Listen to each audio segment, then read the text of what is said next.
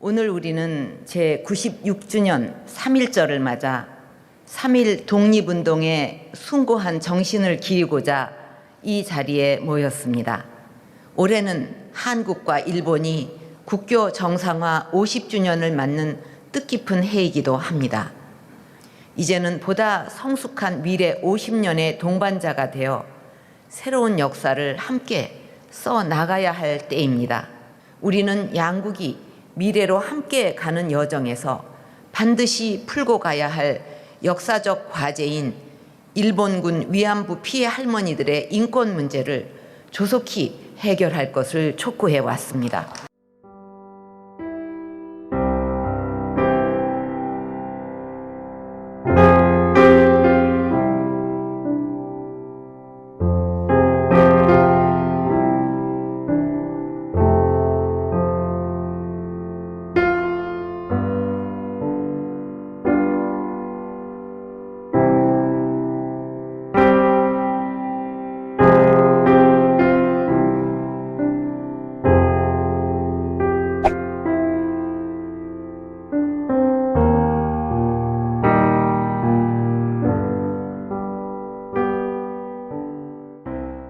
우리나라와 일본의 위안부 피해자 문제 해결을 위한 협상이 타결됐습니다. 두 나라 사이 최대 외교적 난제였던 위안부 문제가 수교 50주년을 맞아 극적으로 합의를 이뤄낸 겁니다. 한일 양국이 24년 만에 군 위안부 문제 타결에 성공했습니다.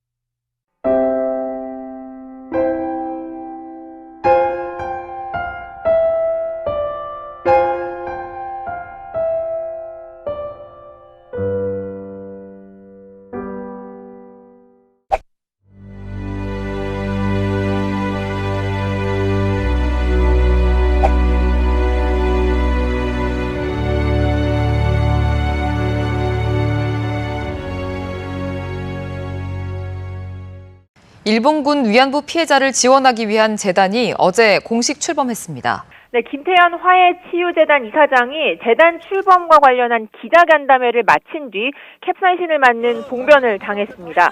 서울 중구에 있는 오피스텔에서 재단 출범식을 열고 기자들과 간담회를 마치고 나오는데 기다리던 30대 남성이 달려들어 김 이사장 얼굴에 호신용 캡사이신을 뿌렸습니다. 정대협 등 시민단체들은 일본 정부의 공식 사죄와 법적 배상을 요구하며 항의 집회를 열었습니다. 대학생 20여 명은 기자회견장을 기습 점거했다가 경찰에 연행됐습니다.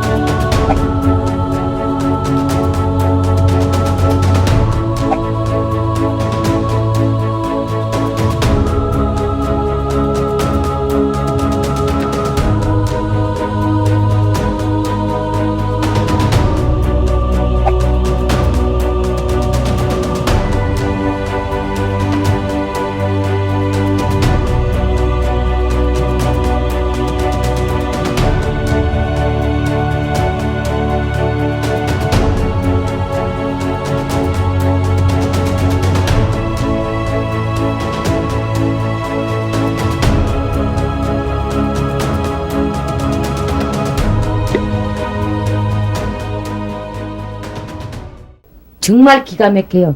그 어마어마한 군인들이 달라들고 강제로 달라들 적엔 정말 기가 막혀. 하도 입사를 깨물고 도망을 가려고 뿌리치고 도망을 나오다가 붙잡혀서 끌어가면 당하면서도 어떻게 기가 막히고 가슴 아프고 말이야. 나 그때 생각을 안 해야지 하면은 내 이 마음이 아주 그냥 더 어떻게 할지를 모르겠어요. 그냥 그 생각을 하면.